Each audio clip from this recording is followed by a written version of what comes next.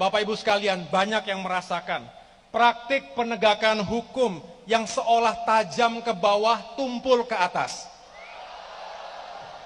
Tajam ke lawan, tumpul ke kawan. Kita tahu, mengamankan kawan politik dari proses hukum adalah obstruction of justice atau menghalangi penegakan hukum. Sedangkan menggunakan instrumen, saya ulangi, menggunakan instrumen hukum untuk menghabisi lawan politik, namanya abuse of power, penyalahgunaan kekuasaan. Kedua-duanya tidak sepatutnya terjadi di negeri tercinta Indonesia ini. Sementara itu, kualitas demokrasi mengalami kemunduran. We are on the verge of a serious democratic regression. Seperti di jurang, sebentar lagi kita jatuh kepada demokrasi yang makin mundur ke belakang. Yang berani bersuara seolah dianggap sebagai musuh negara. Kita yang kritis, PKS, Nasdem, Demokrat kalau kritis dibilang musuh negara. Bukankah negeri ini milik kita semuanya? Jangan sampai ada masyarakat yang merasa terbungkam, takut bersuara di negerinya sendiri.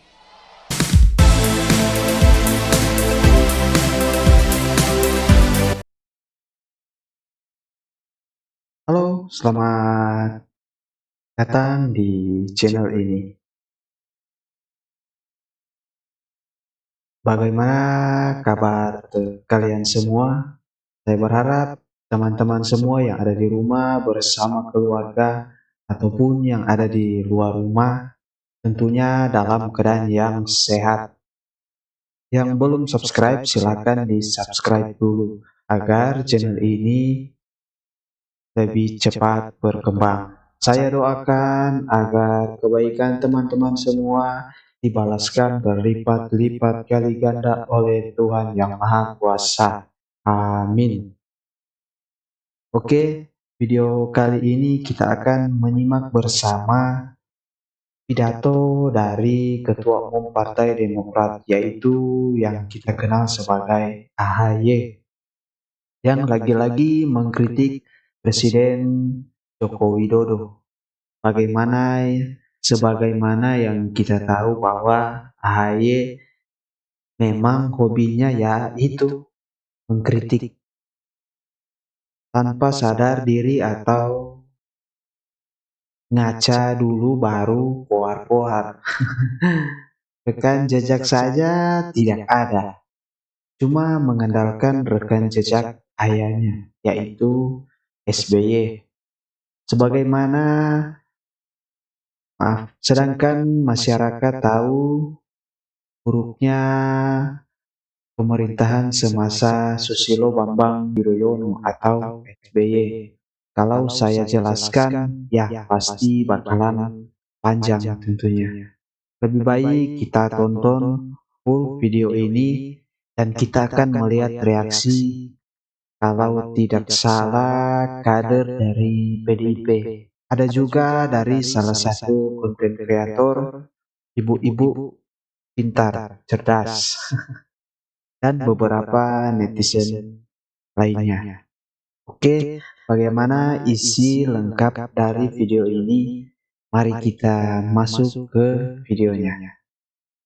Mas Anies dan kita semua bisa benar-benar menghadirkan harapan baru, harapan bagi rakyat untuk mewujudkan perubahan dan perbaikan di negeri kita ini. Tema perubahan dan perbaikan menjadi sentral dan tentunya menjadi pesan kunci hari ini.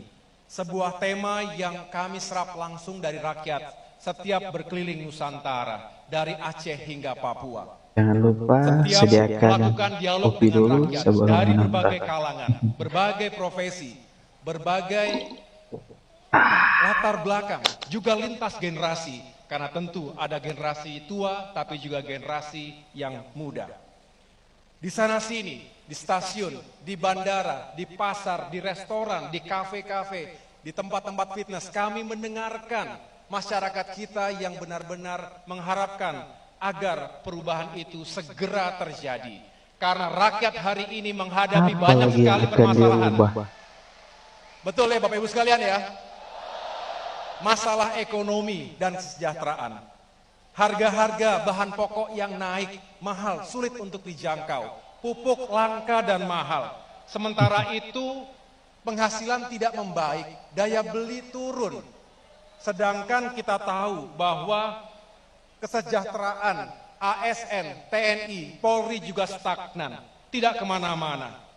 Lapangan pekerjaan sulit, banyak yang sudah lulus kuliah tapi tidak mendapatkan pekerjaan. Sedangkan anggaran negara yang digelontorkan untuk pembangunan proyek-proyek mercusuar tidak bisa dirasakan langsung oleh masyarakat kecil atau wong cilik. Di sisi lain, utang Indonesia terus membengkak, lebih dari 7.800 triliun. Bertambah lebih dari 5.000 triliun sejak 8 tahun yang lalu.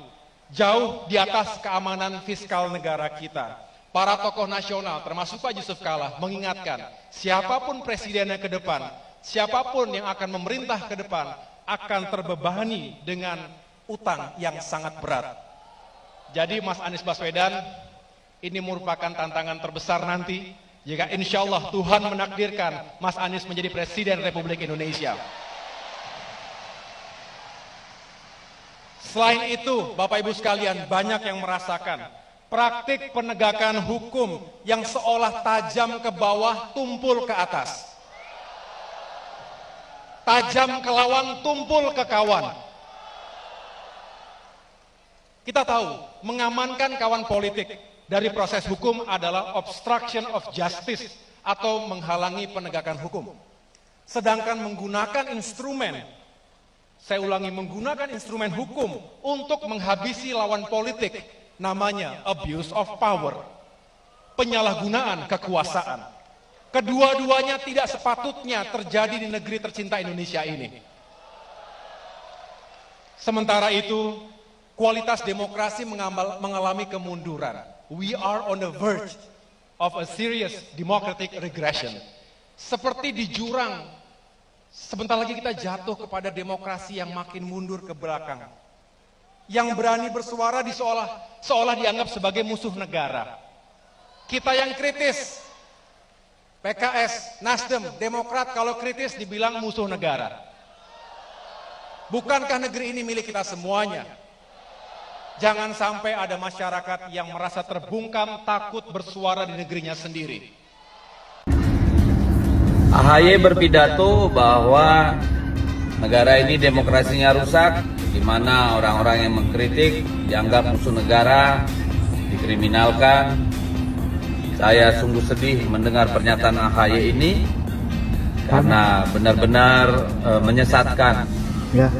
Kalau orang yang berbeda mengkritik dianggap musuh negara dan dikriminalkan, saya kira orang seperti Rizal Ramli, Said Didu, Rocky Gerung, ya itu sudah ada di penjara. Tetapi kan ternyata tidak. Setiap hari di TV, di media massa, di media sosial kita mendengar orang mencaci maki, bukan sekedar mengkritik, memfitnah, menghujat pemerintah maupun Presiden Jokowi maupun partai-partai pengusung seperti PDI Perjuangan. Apakah ada yang masuk penjara? Ya, ada. Tetapi mereka yang terbukti melanggar hukum. Apakah itu KUHP, Undang-Undang ITE, ya, atau regulasi lainnya, dan itu semua terbukti di persidangan. Bahkan lebih banyak yang akhirnya minta maaf tidak berlanjut ke persidangan. Yang terbukti diproses di pengadilan, mendapatkan haknya melakukan pembelaan hingga ke Mahkamah Agung. Lalu di mana orang di penjara hanya karena mengkritik? Siapa? Kalau itu benar, pasti tidak akan terbukti di pengadilan. Jadi tolonglah kalau bicara itu Pak AHY, Anda Ketua Umum Partai, tolonglah jangan bicara seperti buzzer. Gunakanlah data dan fakta sehingga rakyat bisa tercerahkan, bukan sekedar benci. Oke? Terima kasih. Merdeka. Merdeka. AHY begitu semangat kritik pemerintahan. AHY dengan berapi-api mengkritik pemerintah dengan berlagak membela wong cilik. Kayak dia ini pernah menjadi rakyat jelata aja. Sedikit kritikan dalam pidato itu aja sudah banyak membuat netizen kita yakin kalau AHY ini kayak orang yang nggak punya kaca. Sehingga tidak menyadari bahwa kritikannya itu justru lebih tepat diarahkan untuk mengkritik 10 tahun masa pemerintahan SBY. Semakin kesini, aksi-aksi Agus Harimurti Yudhoyono semakin terasa menggelikan. Apa yang dia ucapkan atau sampaikan, entah kenapa kok bisa sering kayak memantul ke dirinya atau ke SBY semasa berkuasa ya? Hah? Apa sih yang pernah dilakukan oleh AHY misalnya? Bupati belum pernah, gubernur belum pernah, DPR RI belum pernah, masih usia muda sudah mundur dari tentara, tidak menyelesaikan jabatannya, kira-kira seperti itu. RT RW belum pernah, lurah belum pernah. Lalu dia tidak pernah punya pengalaman sebagai pejabat publik, lalu mau memimpin sebuah republik. Nah itu kan biarlah rakyat nanti akan memilih kepatutannya. Menyindir istrinya sendiri, bapaknya sendiri, yakni SBY dan Anies Baswedan. Baru-baru ini AHY mengkritik pemerintah, yang mana dia katakan pemerintah tidak berpihak pada rakyat kecil. Pemerintah lebih penting pembangunan proyek-proyek mercusuar yang tidak berdampak pada kehidupan rakyat kecil. AHY nampaknya tidak mau belajar dari masa lalu. Pada 2022 lalu, dia prihatin dengan kehidupan rakyat kecil. Dia nyindir pemerintahan Jokowi, terutama pembangunan infrastruktur. Dia bilang masyarakat cuma perlu makan daripada infrastruktur. Rakyat seolah tidak butuh infrastruktur. Saya mau tanya pada AHY, apa yang membuat dia layak berbicara atas nama rakyat kecil? Apakah dia ini ketua perkumpulan rakyat kecil? Dia berani bicara soal kesusahan rakyat kecil, tapi dia sendiri tidak pernah merasa susah. Dia ini dari dulu hidupnya berkecukupan. Itu pun kalau tidak mau dibilang hidup mewah dan enak. Jadi dari mana dia paham soal kesulitan rakyat? Sehari-hari saja hidupnya sangat nyaman. AHY tidak pernah hidup susah. AHY cuma manfaatkan kesusahan rakyat untuk menjual dirinya untuk Pilpres 2024 nanti. Pemilu sudah hampir tiba, sudah saatnya dia dekat dengan rakyat, pura-pura simpati dan empati, so paham dengan penderitaan rakyat kecil, berlagak jadi penyambung lidah rakyat kecil. Kalau dulu itu istilahnya SKSD, atau so kenal so dekat. AHY pernah bilang rakyat tidak perlu hidup mewah, cukup dengan melihat anak-anaknya bisa sekolah, bisa bekerja, dan mendapatkan pelayanan kesehatan yang layak. Faktanya Jokowi sudah memberikan itu lebih dari cukup. Mau sekolah tapi tidak mampu, ada Kartu Indonesia Pintar atau KI. Sakit tapi tidak punya uang, ada BPJS. Atau Kartu Indonesia Sehat atau KIS. Ada juga program Keluarga Harapan atau PKH untuk keluarga miskin dengan kategori khusus dari mulai ibu hamil, anak usia dini 0-6 tahun, anak sekolah, penyandang disabilitas berat dan lansia.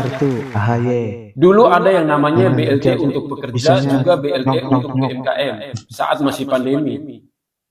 Untuk lapangan pekerjaan, Jokowi sedang mati-matian membangun industri dan juga hilirisasi supaya investor masuk, bikin. Jangan terlalu banyak ngurusin orang. Jangan terlalu banyak nyinyirin orang, mendingan ngaca dulu, kita perbaiki diri dulu. Karena buat saya gini, bangsa yang besar adalah bangsa yang belajar. Belajar itu kan maksudnya harus yang kritik diri sendiri dulu. Mulai dari diri sendiri dulu. Kalau kitanya udah makin baik, pasti bangsanya secara kumulatif akan jadi lebih baik.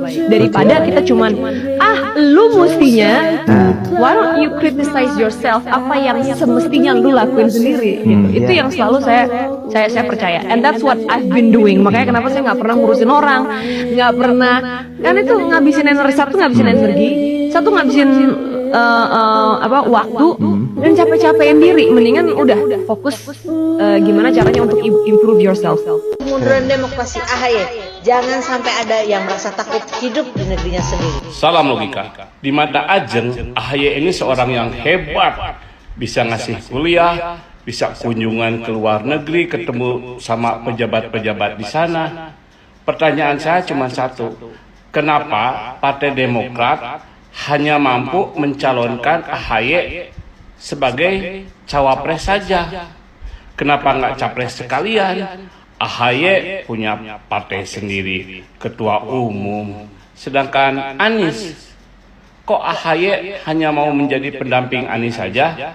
Kenapa? Nggak pede?